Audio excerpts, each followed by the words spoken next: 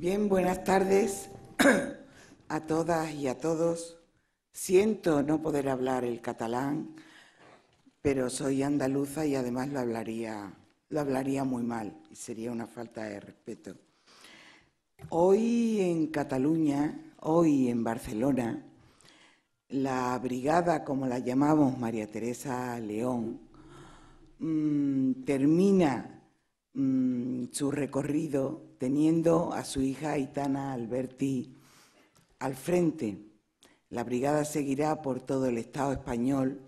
Ya nos hemos recorrido más de 2.000 kilómetros y estamos dispuestos, aunque perdamos algunos o algunas la voz, a seguir con esta brigada, que es una brigada roja y también es una brigada violeta.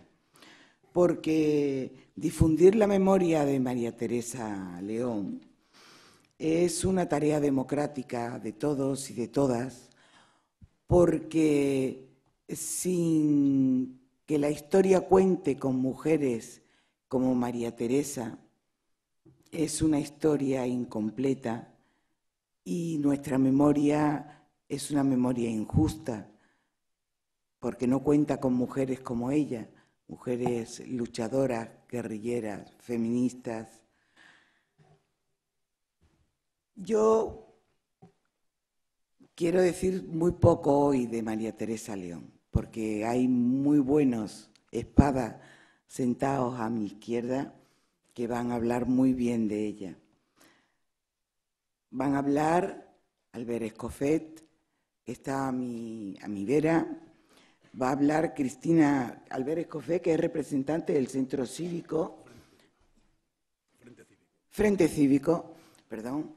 Va a hablar Cristina Simó, que es representante del PSUV, partido hermano del Partido Comunista de España, de la que ella es responsable de la Secretaría Mujer. Va a hablar Felipe Alcaraz, que es escritor, que es pintor, pero sobre todo es un dirigente comunista.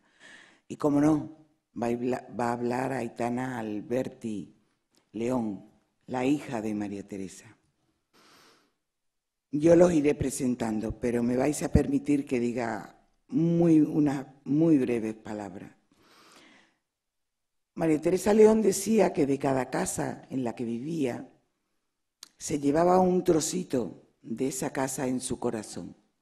Ella vivió aquí en Barcelona y recuerda que vivió en una casa frente a los cuarteles y desde donde se veían esas agujas que subían al cielo que el arquitecto Gaudí estaba haciendo. Barcelona fue un sitio también donde María Teresa dio a luz por primera vez a su hijo Gonzalo y fue un sitio también donde se murió su padre.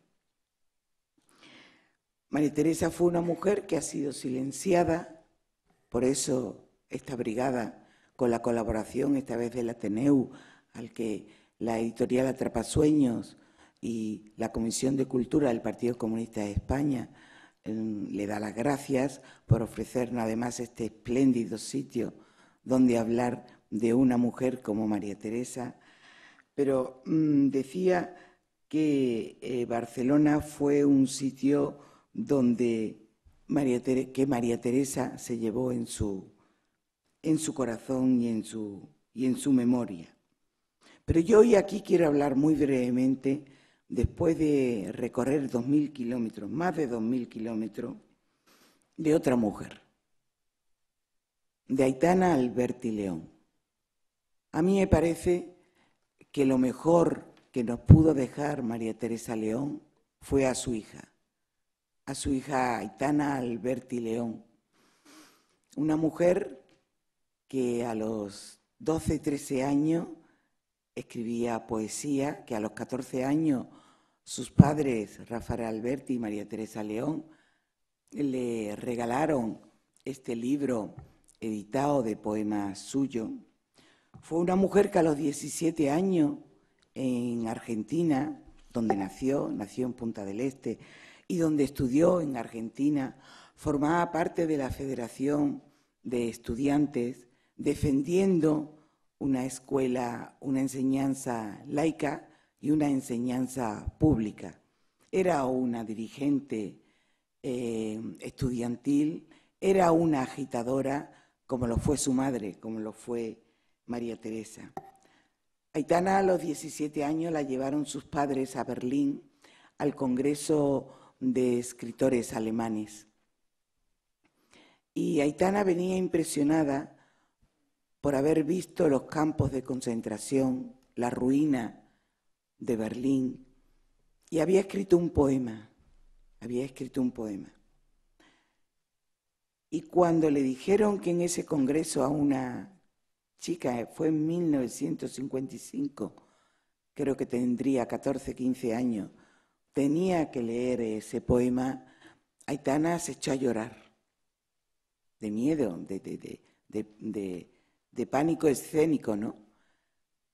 Pero fue una mujer, la mujer de Bertolt Brecht, la que la cogió de la mano y le dijo, léelo, porque María Teresa después decía, en memoria de la melancolía, fue la única persona que habló del Berlín actual y no habló de lo que había pasado antes.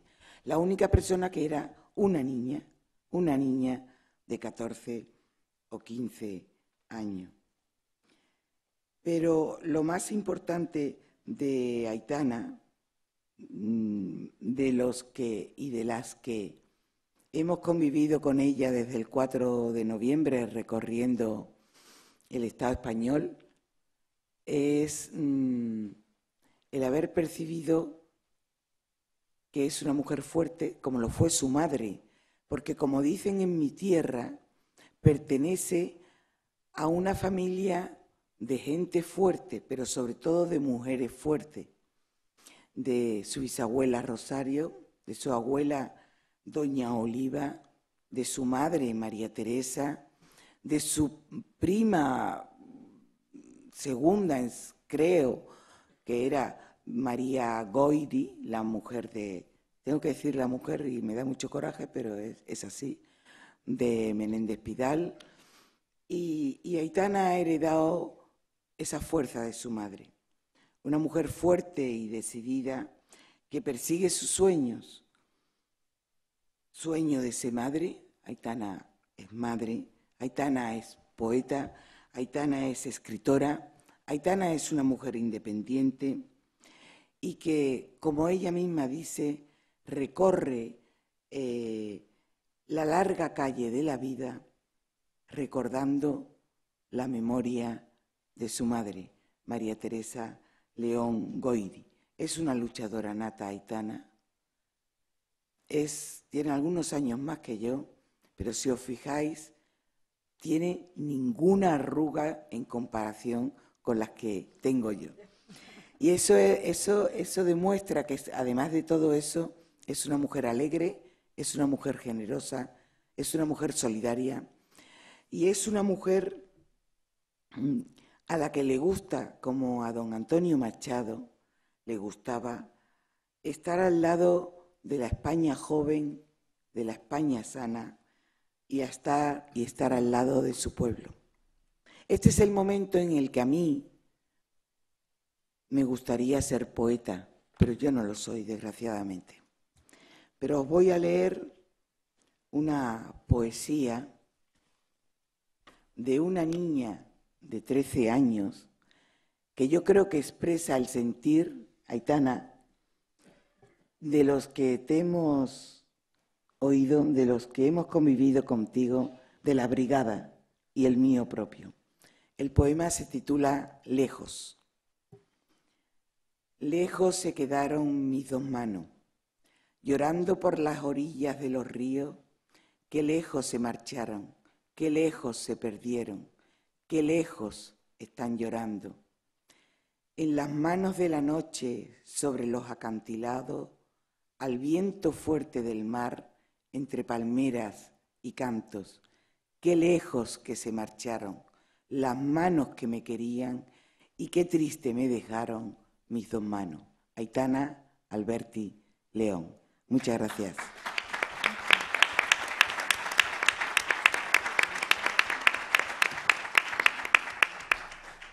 Tiene la palabra Albert Escofet.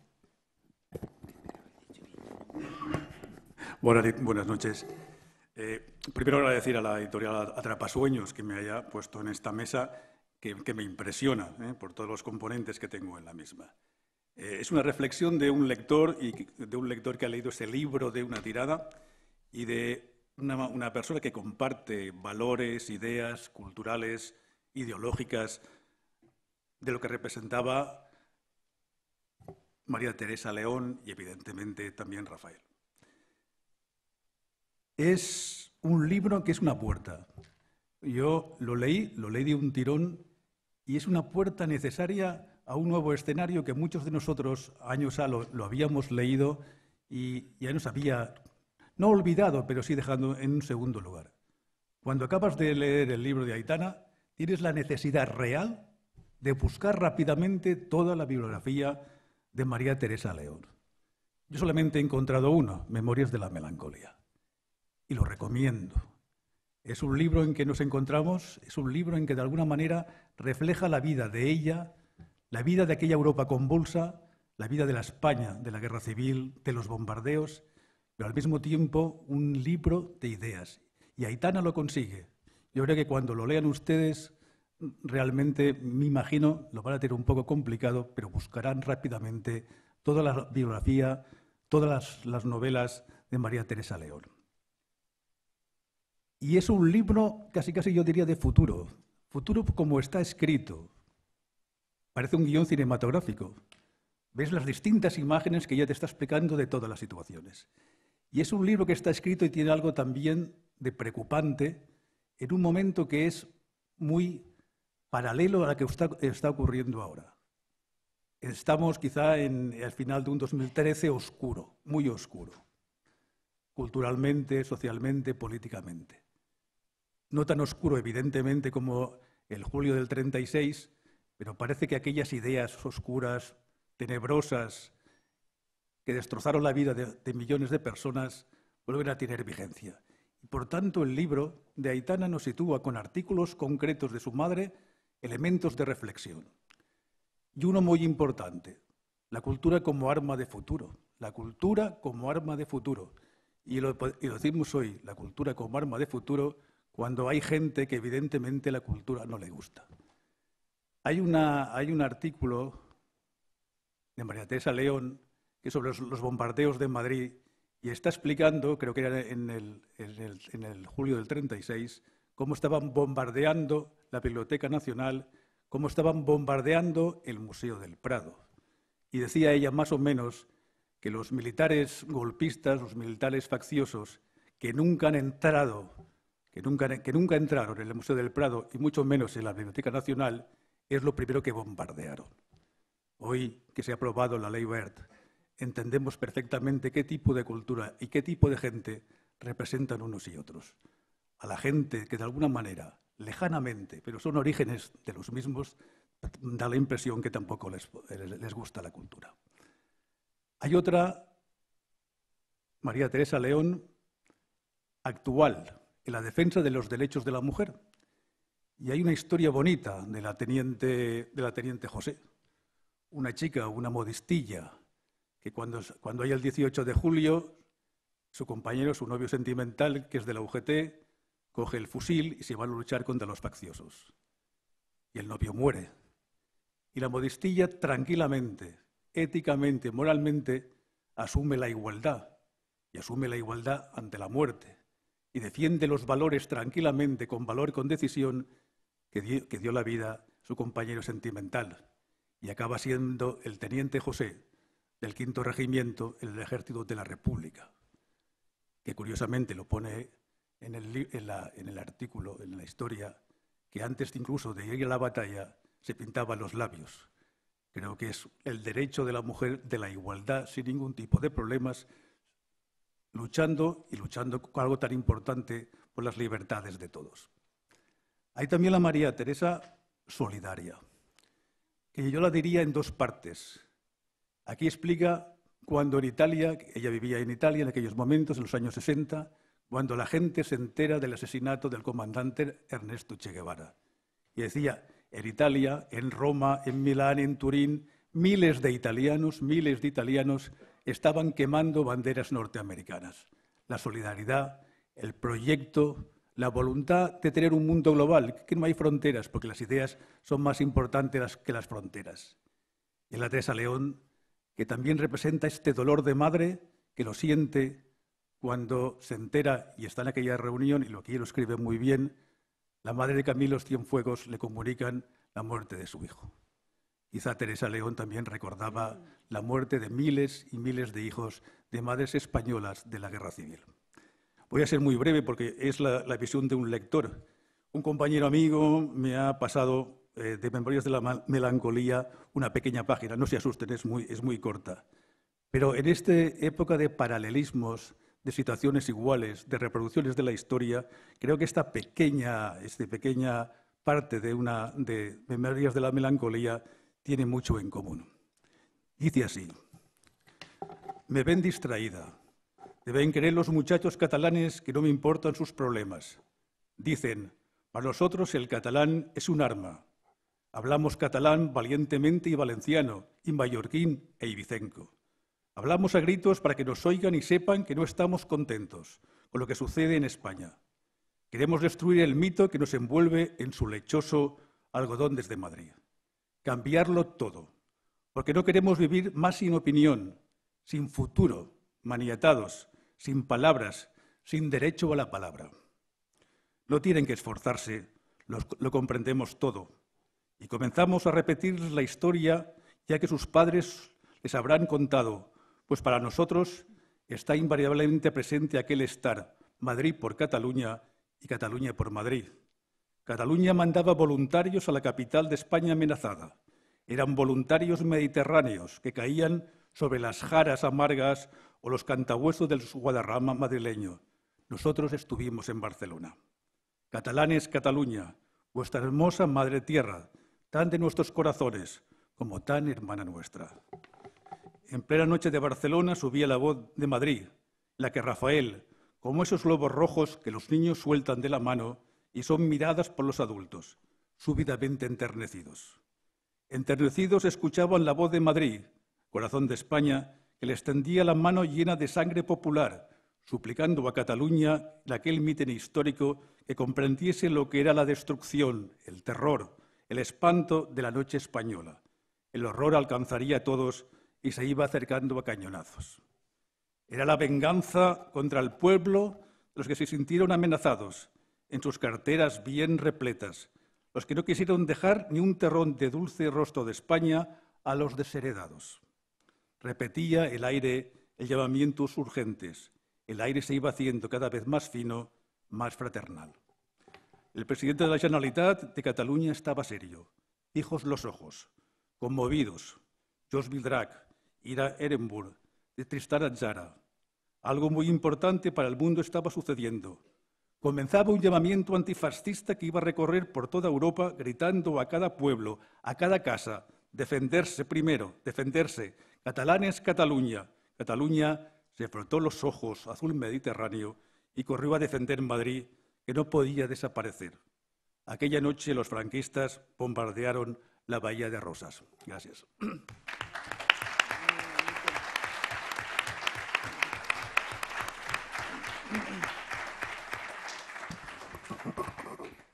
Tiene la palabra Cristina Simó. Gracias. Buenas noches. Deciros que para mí es un placer y es un honor poder participar en este acto de recuerdo a María Teresa León en nombre de la Secretaría de Mujer del Partido Comunista de España. Durante siglos, las mujeres hemos sido y seguimos siendo oprimidas por el capitalismo y el patriarcado. Se nos ha relegado al trabajo de la casa, al cuidado de nuestros hijos e hijas y de las personas mayores. Se nos ha excluido de las funciones que se han adjudicado a los hombres y se ha dado peor valor social y económico a las tareas realizadas por nosotras. También se ha menospreciado nuestra aportación al desarrollo político, económico, cultural y científico de los países. Se nos han negado los derechos de ciudadanía y se nos ha hecho invisibles. María Teresa León es un ejemplo de estas mujeres que, siendo brillantes y habiendo contribuido durante toda su vida con sus actos y su aportación literaria a la lucha contra el capitalismo y el patriarcado, ha sido marginada en el exilio hasta después de su muerte. No se ha hecho de su obra la difusión que se merecía, no solo por su calidad literaria, sino por la coherencia con su compromiso ideológico. María Teresa León fue y sigue siendo un gran ejemplo de luchadora incansable a favor de la cultura y de la igualdad entre hombres y mujeres. Ferviente defensora de la Segunda República Española y miembro del Partido Comunista. Una Segunda República caracterizada por mujeres como María Teresa León, defensoras de la igualdad y la justicia social. Una república que se caracterizó también por los avances que hasta hoy hemos vivido las mujeres, con la que conseguimos el sufragio femenino, el acceso al trabajo y a los cargos públicos, el matrimonio basado en la igualdad, el divorcio y la ley de maternidad, que regulaba por primera vez la lactancia, el aborto y otras conquistas. María Teresa León, mujer que evolucionó al son de la República, fue una de las primeras mujeres que en nuestro país ejerció su derecho al divorcio, cuando este fue legalizado en 1931. Con 28 años y con el nacimiento de la República fue cuando se comprometió intelectual y políticamente con la ideología revolucionaria, dejando su legado en la literatura feminista. Ella vivió en propia carne la discriminación por ser mujer. Fue invisibilizada por su condición de mujer, pues tuvo que escribir con un seudónimo en el diario de Burgos por miedo a que le fuera arrebatada la custodia de sus hijos, como finalmente así fue. Mujer feminista desde joven, que se manifestó en sus actos y en sus obras, defensora de las mujeres de la clase trabajadora. Su solidaridad con ellas marcó su actividad política y cultural toda su vida. Durante la Segunda República y la guerra, a las mujeres se les dio nuevos papeles y se les abrieron nuevas expectativas de actividades políticas, culturales y sociales que les habían negado anteriormente. Y María Teresa León, comprometida políticamente, participó activamente en la resistencia antifascista, miembro de la Alianza de Intelectuales Antifascistas y organizadora de las guerrillas del teatro. Hoy, al parecer, se obvia que las conquistas conseguidas no fueron por la gracia divina, y las comunistas lo sabemos, que fueron resultado de la lucha de muchas mujeres, mujeres que merecen un reconocimiento, como María Teresa León, que junto a Dolores Ibárruri unieron a su lucha política la lucha por los derechos de las mujeres para demostrar que las mujeres, fueran de la condición que fueran, eran seres libres para elegir su destino. No es casual que ambas hayan sido consideradas las mujeres más importantes del periodo de la guerra. María Teresa León, mujer de acción, combativa, valiente, admirable, una de las más entregadas y populares en aquellos años. Debemos recuperar la memoria histórica desde una vertiente femenina y recuperar la memoria de tantas que con su lucha y su constancia contribuyeron a la construcción de un mundo de personas iguales que, desgraciadamente, todavía hoy tenemos que continuar construyendo. Recuperar la memoria de las mujeres comunistas, como la de María Teresa León. Fue un ejemplo esperanzador del fracaso de los fascistas que consiguieron el poder con las armas y el terror, pero no ganaron la batalla contra las ideas que afirmaban haber aniquilado. Las palabras y obras de León son testimonio de su compromiso político y su visión de una sociedad más justa. María Teresa León, en su actividad literaria, denunció con claridad la opresión social y económica de la que son víctimas las mujeres. A pesar de la represión de la dictadura, las comunistas siguieron luchando y a lo largo de décadas otras mujeres dieron continuidad a esa lucha. Mujeres que vivían en un mundo hostil de falta de libertad y de desigualdad. Lucharon por la recuperación de nuestros derechos, que conquistados en la República nos fueron arrebatados a través del terror y la represión en la dictadura fascista. La lucha sostenida de las mujeres supuso importantes avances hacia la igualdad y la justicia social, que hoy, en un proceso acelerado de regresión, justificado con la crisis, vuelve como una ofensiva ideológica. Por ellas y por María Teresa León, nosotras, las comunistas, continuaremos luchando porque su esencia, sus escritos, su lucha reside en nosotras mismas. Gracias.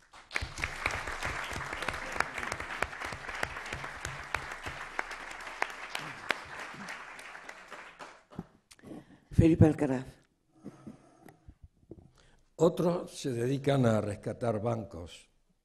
Nosotros nos dedicamos a intentar rescatar la memoria de gente de la que no inventamos la vida, sino que son vidas muy importantes pero olvidadas, porque se le ha aplicado ese poder tan fortísimo que parece que nadie ejerce, el silencio, ese mutismo que es mucho más peligroso que las balas adversarias en este país, fundamentalmente cuando empieza el capitalismo postmoderno en 1982 aproximadamente. Nos contaba Aitana, viniendo en el taxi, que el entierro de María Teresa León, que paró su corazón el 13 de diciembre, un día antes de la inmensa huelga general de 1988, asistieron 15 personas, posiblemente porque era difícil llegar allí, pero posiblemente también porque su imagen está congelada y hay que descongelarla, hay que ponerla otra vez en circulación porque vale la pena, su recuerdo es lucha. Y esa paloma que se congeló allí hay que empezar a ayudarle a caminar. Una paloma blanca duerme en la nieve. Quisiera despertarse, pero no puede. Quisiera despertarse, ir por la nieve, pero no puede, pero no puede. Y se trata de recuperar ese impulso de una muerte imposible, pero que está oculta, y un poco siguiendo su vida se ve lo importante que es. La literatura, sin duda, se puede explicar sin el Partido Comunista de España, eso es obvio. Pero el Partido Comunista de España no se puede explicar sin la literatura.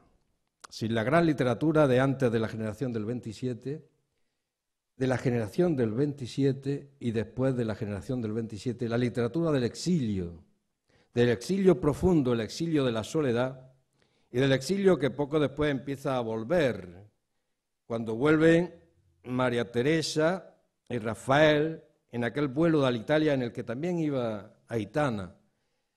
Y Rafael empieza a saludar a la gente y la gente se lo lleva hacia adelante. Y María Teresa ya no sale del avión. María Teresa regresaba aquel abril de 1977 sin saber a qué país volvía. El Alzheimer. Y a partir de ahí, pues los grajos de la desmemoria congelaron su imagen y mucha gente, incluso en mi propio partido, no conoce la vida de María Teresa León. Y no conocen que fue una de esas autoras que por ser mujer, por ser republicana, por ser roja, por dedicarse a una segunda línea organizativa, quizá no se le consideró con el peso suficiente entonces ni ahora, pero tiene méritos para estar ahí. Ella empezó a fundar, con su capacidad organizativa, con su fuerza diaria, aquella alianza de escritores antifascistas que se empieza aquí a consolidar fundamentalmente en 1936. En el 35 se había hecho un primer congreso internacional de escritores en defensa de la cultura.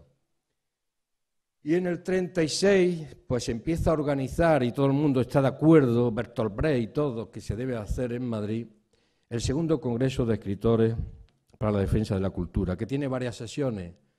La primera en Valencia, un 4 de julio de 1937. La segunda en Barcelona, el 11 de julio de 1937. Se hace la sesión a partir de la mañana en el Palau de la Música y por la noche en el Casal de la Cultura, que estaba ahí en la Plaza de Cataluña. Se hace un mitin muy importante donde habla en el primer discurso el que era presidente del Parlamento, Jaume Serra Hunter, y cierra el mitin Companys, el presidente de la Generalitat. Y ella habla, y ella habla y pone sobre la mesa el principal tema de debate entonces de los escritores. Cómo nosotros, escritores, no nos metemos en ninguna torre de marfil y actuamos de forma directa también, haciendo coincidir literatura y acción en esta situación de cerco fascista. Ya veían venir lo que después sucedió, y Bertolt Brecht lo había advertido en el Congreso de 1935 en París. Y dijo ella entonces, sobre la base de que la literatura, que la pluma es el arma fundamental de los escritores. Ese fue el gran debate del Congreso, porque fue el Congreso un acto de guerra, fundamentalmente cuando se reunieron en Madrid, que estaba sitiado y se oían las bombas. Se cuenta en el libro también de este gran catedrático al que mañana vamos a ver, Manuel Aznar Soler, que en un momento determinado, porque Gide no venía en función de un veto que se dice le había puesto Stalin, pues se formó una carajera tremenda en el Pleno. Bergamín se tiró a la tribuna y pidió silencio. Y cuando se hizo el silencio, se oían las bombas caer alrededor de Madrid. Y esas bombas que caían lejanas hicieron de nuevo la concordancia, la convergencia de esfuerzos para que siguiera el Congreso adelante con las resoluciones importantes que tuvo a partir de esa relación guerra-escritores. Quizá el que mejor la expresó fue un poeta mayor, don Antonio Machado, cuando dijo en aquel poema que le dedicó a Lister: si mi pluma valiera tu pistola de capitán, contento moriría.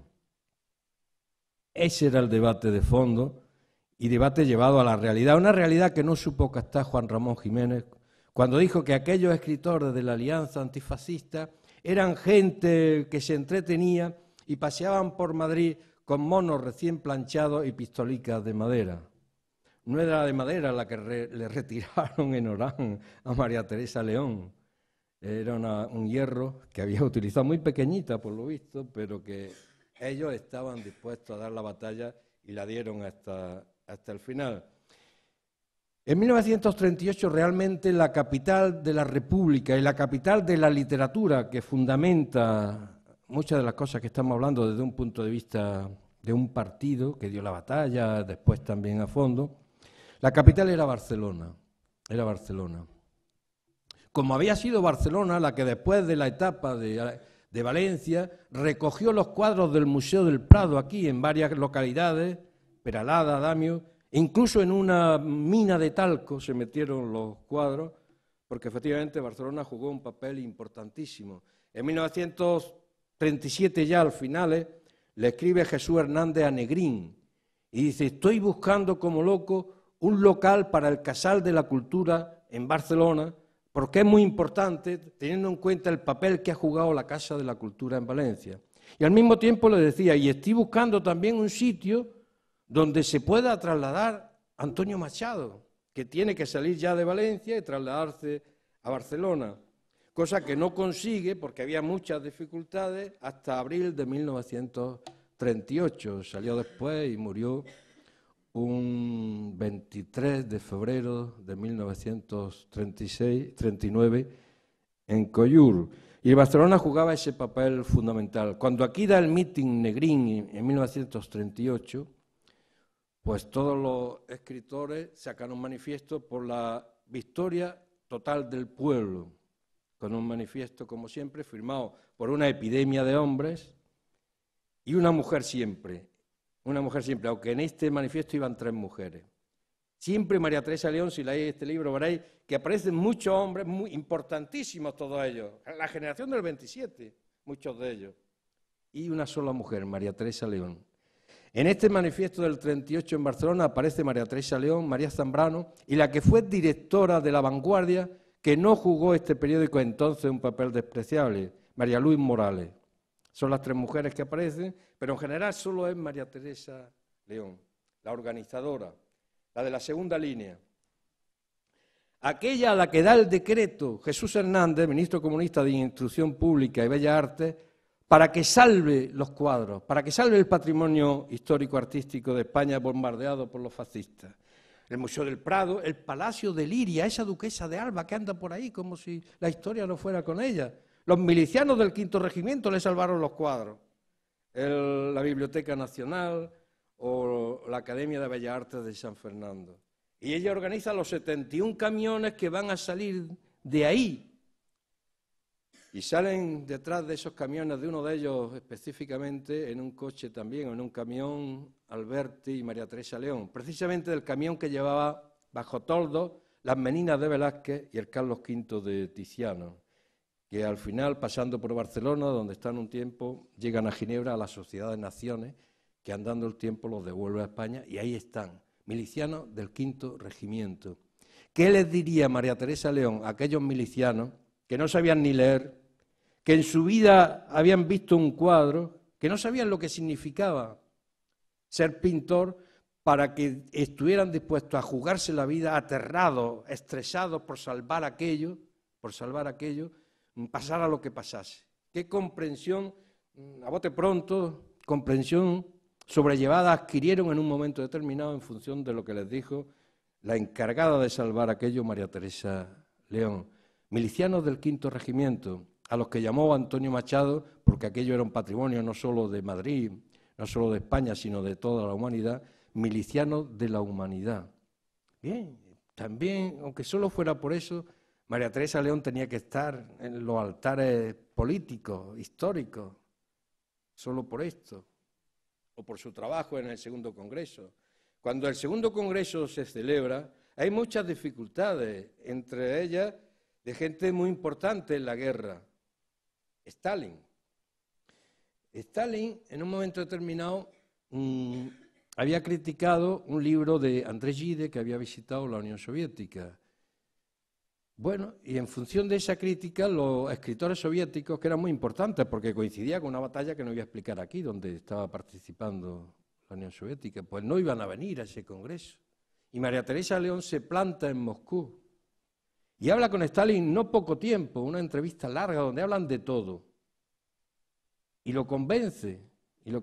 Por cierto, que Stalin después nos recibió a otra comisión años después, que iba con Carrillo y tal, lo vio por un pasillo, lo saludó y siguió andando, al final no lo recibió. Y Carrillo fue cuando hizo el único comentario: es más bajo que yo. Pero a María Teresa sí la recibió,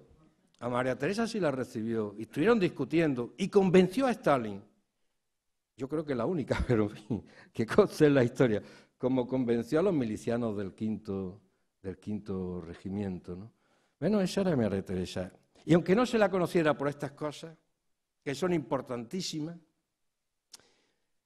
sí se la tendría que conocer a fondo por uno de los mejores libros literarios y de la cultura memorialística de España, Memoria de la Melancolía, que empezó a escribir ya en Roma, 23, 24 años en Latinoamérica, fundamentalmente Argentina, y 14 años en Roma, sin poder entrar. Y ahí en Roma ya, cuando quizás empezaba a llamar a las puertas la desmemoria que sufrió, empieza a escribir Memoria de la Melancolía. Si lo leéis veréis que es un libro absolutamente actual, ética y estéticamente, literariamente. Es como un fresco donde todo se mezcla, un tiempo redondo, una gran llanura donde aparece lo anterior y lo posterior, y a veces se presenta antes lo posterior que lo anterior, donde a veces incluso aparecen antes las consecuencias que las causas. En fin, es como una rayuela, lo de Cortázar, una rayuela del movimiento memorialístico y comunista internacional de enorme importancia. Solo por este libro vale la pena decir que María Teresa León la reivindicamos no por cuestiones partidistas, no, sino por otro tipo de cuestiones que derivan de su trayectoria, de su trabajo, de su combatividad, de su inteligencia. Cuando hemos estado, y yo termino, el año pasado hablando de Alberti, teníamos un problema. Alberti, un gran hombre, y después, ¿cómo decíamos lo de María Teresa? Todo gran hombre tiene una mujer importante detrás. No era eso. Al lado de Alberti estaba María Teresa, ¿cómo al lado? No encontrábamos la forma de ubicar a María Teresa. María Teresa no era la mujer de, concluíamos. María Teresa era la mujer con, era una mujer autodeterminada, propia. Otra cosa es como se la haya hecho pasar a la historia. Otra cosa es como se la haya olvidado, como se haya congelado su imagen, enfriado de tal manera que está dentro del congelador. Ese es otro problema. Ahora se trata de sacarla del congelador. Lo mismo que Aitana no está aquí como hija de, es hija de Rafael y de María Teresa, pero tiene su entidad propia, muy importante, que también es preciso seguir reivindicando en España hoy, traducida al portugués, al italiano, al francés, al inglés, al alemán, al polaco, al ruso. Autora de muchos libros de poesía, uno de ellos nombré y me lo va a regalar firmado hoy, Azimut, pero también Pupila al viento, o A bordo de la bruma, La arboleda compartida. Este libro que tiene 3 cuentos redondos, Inquilinos de la soledad, porque hay 2 palabras que definen a María Teresa León, las definen y definen su respuesta, que son melancolía y soledad. Ella piensa que el destierro, el ser extraterrado de su patria, desarraigados, como dice, es el camino de la soledad. Se siente muy solo. Y claro, ahí responden como respondería el poeta granadino. Por aquí tenemos al editor, Javier Egea. Poesía, pequeño pueblo en armas contra la soledad. La poesía sostiene a esta familia. Y ellos también sostienen una poesía de muchísimo nivel. Para que nos ayude a descongelar a María Teresa, la mejor ayuda es la de Aitana Alberti. Una paloma blanca duerme en la nieve. Quisiera despertarse, pero no puede. Y ahora es cuando desde la Plaza de Cataluña tienen que gritar, ¡sí se puede! Con Aitana Alberti.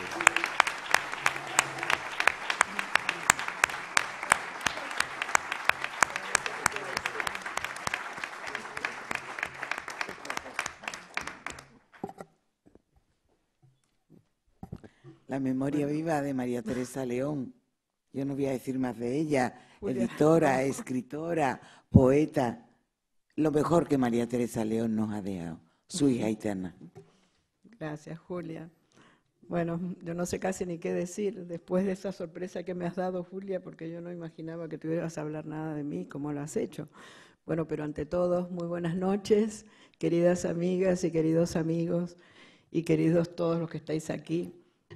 Acabo de escuchar cosas muy bonitas y muy verdaderas sobre María Teresa León.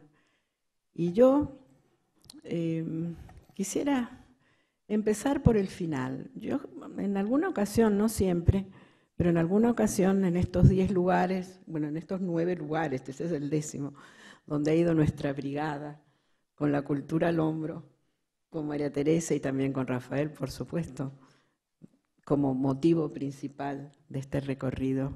5 ciudades de Andalucía, Valencia, Alicante y ahora Barcelona, que es una ciudad que yo quiero mucho y a la que he visitado muchísimas veces.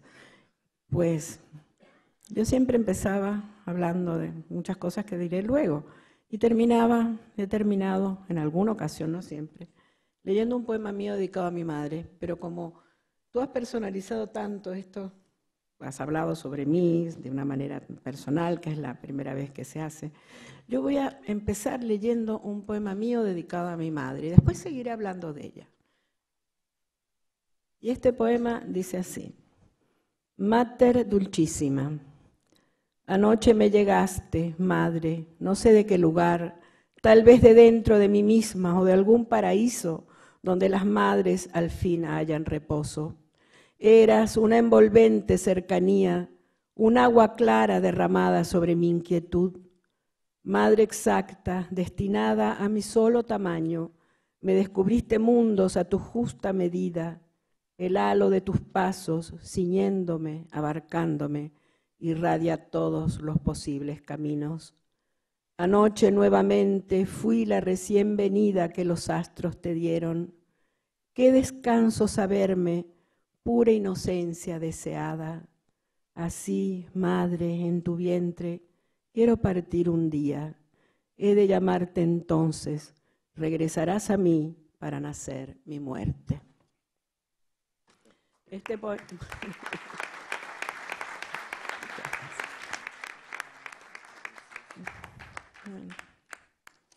Ha habido muchas definiciones de los exiliados. Este gran escritor argentino, Julio Cortázar, dijo lo siguiente, refiriéndose concretamente al escritor exiliado. Un escritor exiliado es, en primer término, una mujer o un hombre exiliado.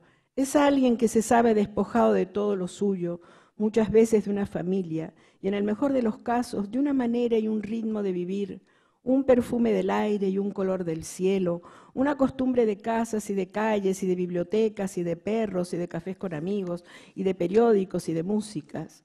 El exilio es la cesación del contacto de un follaje y de una raigambre con el aire y la tierra con naturales. Es el brusco final de un amor. Es como una muerte que se sigue viviendo conscientemente. Y esto lo dijo, repito, Julio Cortázar. ¿Qué razón tenía Julio, este gran escritor argentino, de donde yo nací? Y entonces, ¿quiénes son estos inquilinos de la soledad?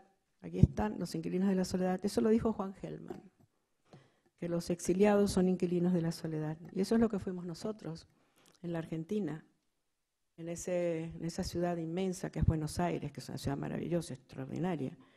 Y también en Uruguay, ese país pequeñito que es el antítesis un poco de la Argentina, porque es muy chiquitito, pero es muy cálido y sus gentes son extraordinariamente solidarias y maravillosas, y así lo fueron con los exiliados españoles. Entonces esta mujer, María Teresa León, que cambió de mundo, cambió de clase social, cambió de todo, siendo muy joven, eso se ha dicho aquí, no voy a abundar mucho en eso.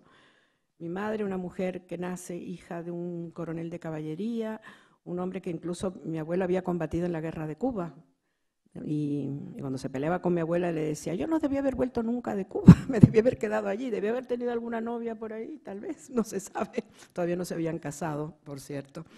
Y entonces, bueno, pues esta mujer nacida en el seno de la burguesía media alta, en Burgos, una ciudad tan cerrada, tan tremendamente cerrada, con este hijo que le nace jovencísima, mi hermano mayor, Gonzalo, con este segundo hijo, Enrique, con este hombre con el que se casa al día siguiente cumplir 17 años, que es una cosa verdaderamente tremenda, ¿no?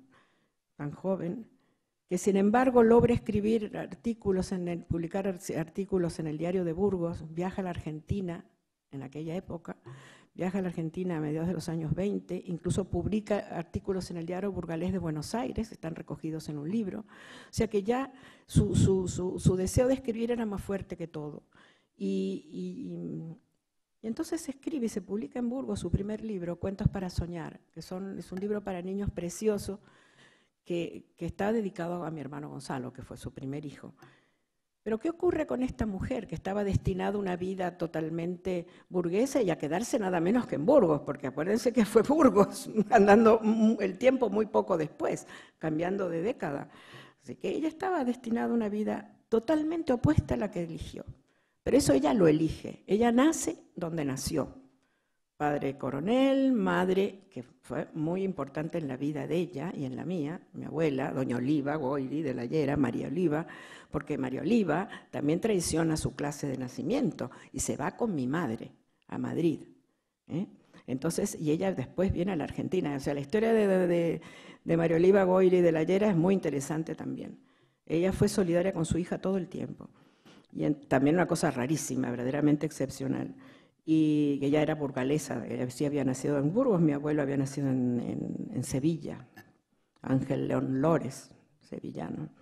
Y entonces ella inmediatamente que, bueno, publica este libro, Cuentos para soñar, y después llega la ruptura con este hombre, que fue su primer marido, sale huyendo prácticamente de Burgos, ya lo había dejado en una ocasión.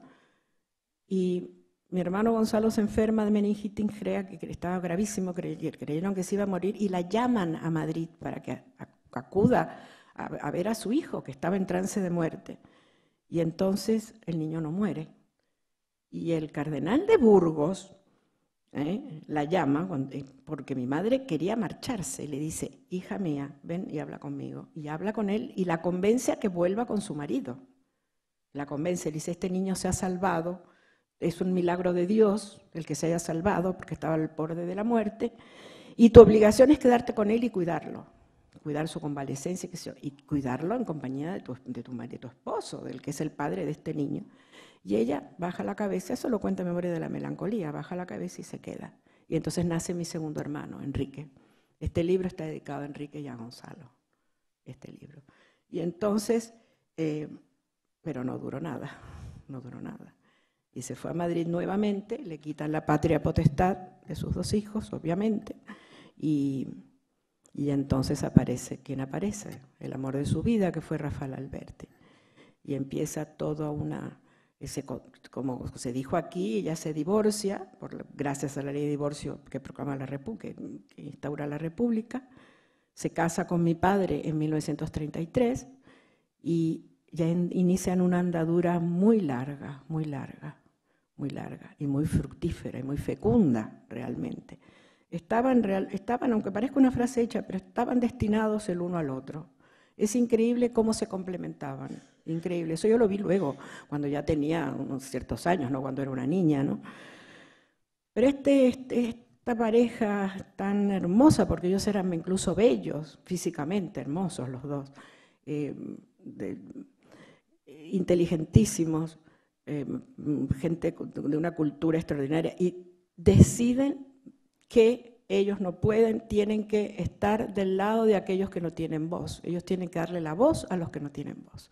Y así es como terminan afiliándose al Partido Comunista, como otros tantos poetas estupendos que estaban iniciándose, que luego serían la generación del 27, algunos de ellos conformarían la generación del 27, o como después fue Pablo Picasso o Pablo Neruda, ya hablando no de la generación del 27, pero de gente con un peso en la historia de la cultura del siglo XX verdaderamente extraordinario. Entonces, este cambio de mundo, este cambio radical de mundo, porque fue un giro totalmente violento, ¿no?, de María Teresa León, y también de Rafael Alberti, porque también mi padre pertenecía a esa misma clase social, pero obviamente eran más o menos en esos equivalentes. Y entonces inician algo extraordinario, ya con la República triunfante, que por cierto la noticia se las da por teléfono mi abuela Oliva, a mis padres que estaban en Rota, y ella me dice, ¡viva la República! Dice mi abuela al teléfono, ellos la llaman, ¿qué ha pasado? ¿Cómo ha sido? Porque no estaban en Madrid. Y mi abuela solo dijo, ¡viva la República! Dice mi madre, ¿qué día era? 14 de abril de 1931. Es muy bonito, ya lo cuento en Memoria de la Melancolía, pero la noticia se la da mi abuela. Y entonces, o sea, su madre, claro. Y entonces pasa toda esta epopeya extraordinaria que ya se ha contado aquí, de la Alianza de Intelectuales Antifascistas, el comienzo de la guerra, el asesinato de Federico García Lorca, que a mi padre, y a ellos les crea bueno, como todos los que eran todas las personas de bien, ¿no?, un dolor inmenso. Mi padre lo ha dicho en múltiples ocasiones, ha escrito varios poemas dedicados a Lorca, donde dice, no tuviste tu muerte, la que a ti te tocaba, malamente, a sabiendas, se equivocó el camino, porque él decía que la muerte había encontrado al hombre inocente, a un poeta que sí estaba del lado del pueblo, porque él había firmado muchos manifiestos. A Lorca ha tratado de despolitizar, se han tratado de despolitizarlo, mentira, él firmó muchos manifiestos, sin pertenecer a ningún partido político. Hay muchas firmas en manifiestos de aquella época de la República, y está la firma de Lorca, y entonces dice mi padre, la muerte que a ti te tocó era la que me debía haber tocado a mí, porque yo era el hombre del puño en alto y tú no. Entonces a mi padre lo marcó para toda la vida la muerte de Federico, realmente. Entonces están en esta guerra terrible, se acaba la guerra, van a Elda, van a Monóvar, mejor dicho, llegan ya al final. Madrid cae porque hay una traición del general Casado, cae en Madrid, no voy a hablar de eso, pues otra historia terrible. Y salen, hemos estado en Alicante ahora mismo, salen de un aeródromo militar en Monóvar, en un pequeño dragón rojo, muy pequeño, y lo último que ven es la Sierra Aitana, por eso yo me llamo Aitana. Y llegan a Orán y ya se convierten en los inquilinos de la soledad. En ese momento. No sabían por cuánto tiempo, indudablemente, pero ahí empieza el exilio. En esa avioneta roja que sale a Orán. De Orán, en la segunda avioneta que sale, va a la Pasionaria y llega al mismo sitio. Es una historia preciosa, pero para eso tenéis que leer Memoria de la Melancolía. Yo no lo voy a contar, porque ese libro realmente vale. Es como decía Felipe, el libro memorialista, el gran libro memorialístico de la generación del 27, realmente. Eso está reconocido, no lo digo yo, por ser su hija, sí, por admirarla. Si eso lo han dicho especialistas, a mí me escribe gente de los sitios más extraños. Bueno, no sé cuántas universidades de Estados Unidos, para empezar, de Suecia, de Noruega, de Inglaterra, qué sé yo, gente que son estudiosos, que son hispanistas, y me hablan de memoria de las cosas que dicen de memoria de la melancolía en particular, es impresionante, impresionante, los estudios que se han realizado sobre ese libro en el mundo. Y aquí también, aquí también. Y entonces, como digo, empieza el exilio. Van a Francia, se quedan unos meses, que no llega un año, en París. Toda la historia en París es muy bonita, y están con Picasso. Picasso les consiguió un trabajo en la radio Paris Mondial, que está dedicada, orientada hacia América Latina. En fin, ellos hablan de todo lo que quieren y siempre están asustados pensando que se van a dar cuenta de que están diciendo cosas que realmente políticamente no son correctas para el gobierno francés en ese momento. Sin embargo, ellos las dicen. Y llega un momento en que se dan cuenta de que la guerra mundial es inminente, una situación en Europa horrible, y salen en un barco que se llama el Mendoza, salen hacia América del Sur, un pequeño barco en francés. Ya hay toque de queda en el mar, tienen que apagar, por la noche el barco va apagado completamente, ya hay submarinos alemanes por allí, y paralelamente sale el Winnipeg, que es esa nave extraordinaria cuya partida con 2.000 exiliados españoles organiza Pablo Neruda como cónsul especial para la emigración española, nombrado por un presidente chileno que era de centroizquierda, Pedro Aguirre Cerda. Sale este barco desde Francia y llega a Chile con 2.000 personas. Y el último cuento, que se titula Inquilino de la Soledad, de este libro mío, justamente trata del Winnipeg, de un posible miembro de la generación del 27, un poeta que hubiera sido, que es un personaje de ficción, pero que todo lo que lo rodea es cierto, y sale en este barco, que fue una cosa extraordinaria, porque que un poeta como Neruda, aunque también era diplomático, haya sido capaz de organizar esto, es algo insólito, eso no se ha producido en la historia nunca, realmente.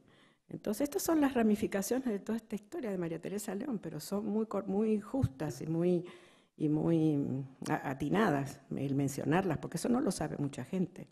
Y yo espero que alguien en Argentina o en Chile, alguien haga, bueno, en Chile en este caso, alguien haga una gran película con la historia del Winnipeg, que eso nadie lo ha hecho, todavía nadie lo ha hecho, porque es un guión, da para un guión cinematográfico fantástico realmente. Y entonces, Buenos Aires, 1940, y entonces allí, ya en el 41, la hija de los desastres que soy yo, según decía mi padre, nazco allí, en el exilio. Y entonces soy una de las hijas de una de las... Yo también soy una exiliada, aunque Buenos Aires sea mi ciudad de nacimiento. ¿Por qué soy una exiliada? Porque yo, cuando empiezo a tener noción de todo lo que pasaba en mi casa, me doy cuenta de que yo no debía haber nacido allí, debía haber nacido en una ciudad a la que nadie puede ir. Todos esos españoles amigos que son también exiliados, que vienen acá y que cuentan sus propias historias de vida, sus propias historias de la guerra, que además yo luego a través de los años las oí repetidas varias veces. Por eso no se me olvidan, porque las escuché varias veces, porque era una cosa obsesiva recordar España y hablar de lo divertido que a veces podía haber ocurrido, porque en la guerra mi madre dice, no creas que en la guerra no se ríe, en la guerra también se ríe y pasan cosas muy simpáticas y muy curiosas. Pues eso también se cuenta en Memoria de la Melancolía.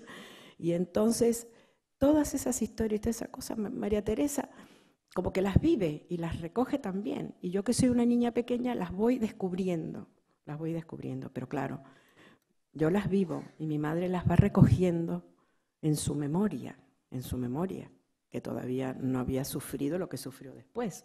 Y todo esto se refleja en lo que se va publicando. Y además no solamente escribe, es una mujer con una actividad enorme, tanto mi padre como mi madre, pero ella sobre todo con respecto a reunir, a participar en sociedades que se ocupaban de ayudar a la guerra mundial. Entonces se ocupaban de atender sobre todo, bueno, a los exiliados españoles que se quedaron en Francia. Entonces, era continua la ayuda, y la Argentina ayudó muchísimo, mandaban de todo, una cosa impresionante. Y ella participaba todo el tiempo. Yo recuerdo haberla acompañado a la Junta de la Victoria, no sé qué, una serie de sociedades que se ocupaban de estas cosas, y al mismo tiempo escribía.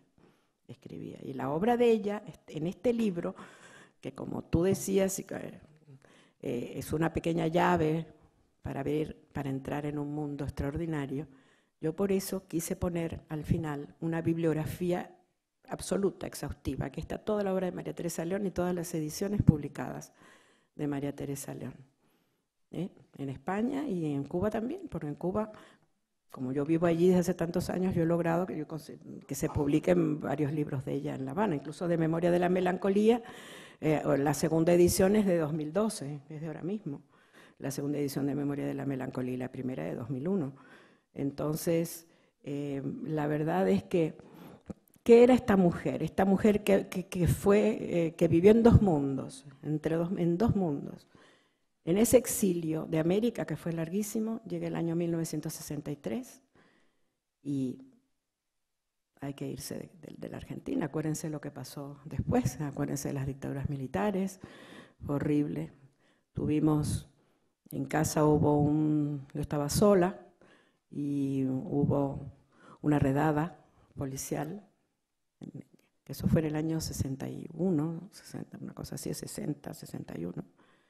Una redada, porque los militares tenían mucha fuerza en ese momento, y contra los escritores de izquierda. Entonces, ¿qué hicieron? Esa noche detuvieron a Miguel Ángel Asturias, al gran escritor guatemalteco, que estaba en Buenos Aires, y su mujer estaba exiliada en Buenos Aires, porque en su país había una dictadura tremenda en ese momento. Y entonces, él estaba casado con una argentina, y lo metieron preso, y estuvo varios días en un hospital militar, porque además estaba enfermo, y le dijeron, no importa, lo mandamos al hospital militar, y estaba con un policía sentado en el cuarto, vigilando a Miguel Ángel Asturias, que es algo verdaderamente increíble. Bueno, y esa noche vinieron a detener a mis padres, y estaba yo sola en casa. Ellos estaban a unos 30 kilómetros de Buenos Aires, en Castelar, en una casita de fin de semana prefabricada que teníamos, un sitio muy bonito, en un bosque, de pura casualidad. Porque íbamos los fines de semana, y no era fin de semana, era un lunes o un martes, y mi papá tenía que escribir algo y se quedaron allí. Me dijeron, mira, Aitana, vamos mañana, qué sé yo. Está bien. Ahí no había teléfono, no había nada. Y como a las 2 de la mañana, como que yo estaba sola con dos perritas que teníamos en ese momento, se armó un ruido, unos golpes en la puerta y unos timbrazos totalmente descompuestos, y era la policía, estaba el portero demudado con dos policías. Me dijeron, mira, Aitana, quieren ver a tus padres. Y dije, bueno, mis padres no están. Yo estaba que temblaba, no sabía qué hacer, pero bueno, tuve que abrir la puerta, entraron, registraron todo, miraron todo, pasaban la mano por encima de la cama, de las camas de ellos, por si a ver si estaban las camas hechas así rápidamente y se habían escondido, una cosa inconcebible. Y entonces me empezaron a hacer preguntas capciosas, y que si ustedes fueron a Rusia y ustedes no sé cuánto. Y entonces, nosotros sabemos que ustedes fueron a Rusia, que ustedes fueron no sé dónde. Yo dije, bueno, ¿y qué? Y sí, bueno, fuimos a Rusia, ¿cuál es el problema? ¿Sí? Porque ¿qué iba a decir si no era verdad y lo sabían, ¿no? Y entonces, al final me dijeron, ¿quién en esta casa hay armas? Yo digo, bueno, armas, nosotros no tenemos armas. Y me atreví a decir una cosa que por poco me matan. Dije, bueno, si los cuchillos de la cocina son armas, tenemos armas. Me dijeron, piba, ¿qué te has creído? No sé qué cosa, me insultaron. Me dijeron, que no sé qué, como si yo estaba burlándome de ellos, ¿no? Y entonces me dijeron, y vos en la universidad tenés cuidado, que te tenemos fichada. Porque yo tenía una cierta actividad en la Federación en la Federación Universitaria. Y entonces, nada, cuando se fueron, yo llamé a unos amigos nuestros que vivían cerca, porque no había teléfono, como digo, en la casa de mis padres. Llamé por teléfono a unos amigos y ellos los fueron a buscar, a mis padres. Esta gente este amigo nuestro los fue a buscar. Y vivimos, y yo me fui también a Castelar, cerramos la casa, de Buenos Aires, y yo me fui a Castelar y estuve viviendo un mes, porque no sabíamos si conocían también la casa de Castelar. Por supuesto no la conocían porque no fueron nunca. Sino, entre la policía de la provincia de Buenos Aires, donde estaba Castelar, y la de la capital federal, había una cierta descoordinación, evidentemente. Entonces, bueno, eso es una pequeña anécdota para explicar por qué en un momento dado se decide, y mi padre escribe, por cierto, ya para terminar este tema, un poema fantástico que se titula Allanamiento, justamente, Allanamiento, que habla de esto. Y entonces, bueno, pues al final, tanto el Partido Comunista Argentino como los que había de representantes del Partido Comunista de España decidieron que había que irse de Buenos Aires, de la Argentina. Y así fue como el año 63 nos fuimos a vivir a Italia. Y entonces ahí sí que inicia otro exilio de 14 años. Entonces eso se termina el 27 de abril de 1977, que es el primer cuento de este libro. Ese primer cuento transcurre todo a bordo de ese avión.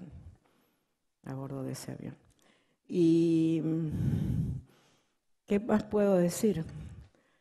Yo creo que este pequeño libro, que es tan preciosamente editado, Atrapasueños, con el auspicio del Partido Comunista, es lo que decíamos antes, tanto Albert como yo, es solamente una pequeña llave para entrar en este mundo extraordinario de María Teresa León.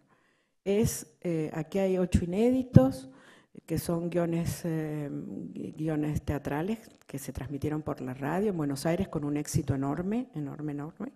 Aquí yo en el pequeño prólogo cuento como también ella escribió algo que tituló Charlas de María Teresa León, que ya no eran guiones, eran simplemente reflexiones sobre X temas, que también fueron muy, muy exitosas.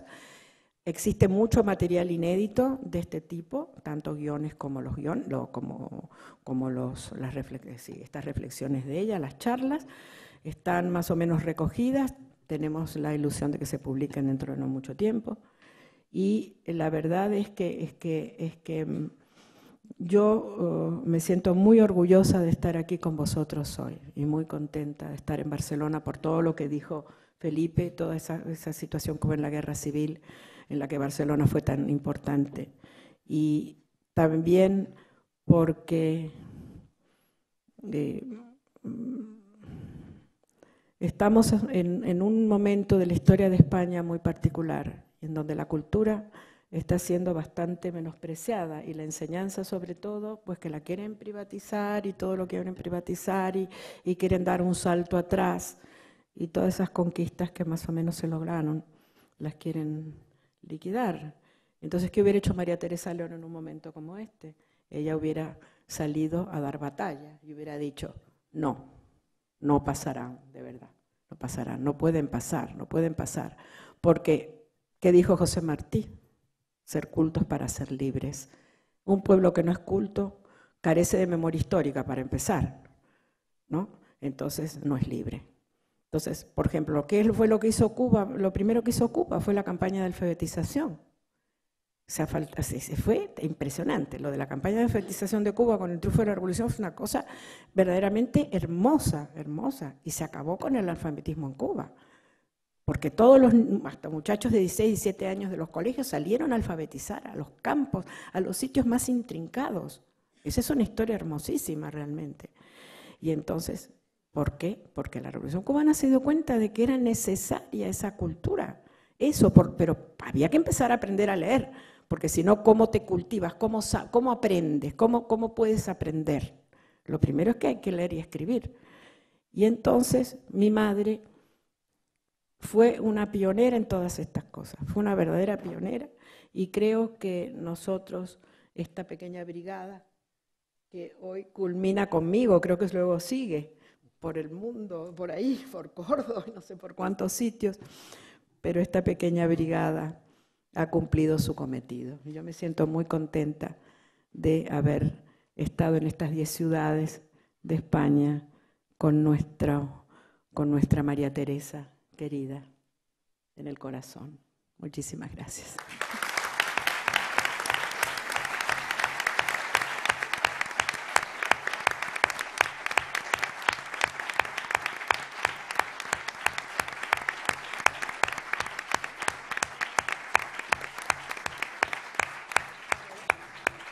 María Teresa firmará libros a todos. Ojalá fuera María Teresa. Yo ya las Ojalá confundo. fuera María Teresa.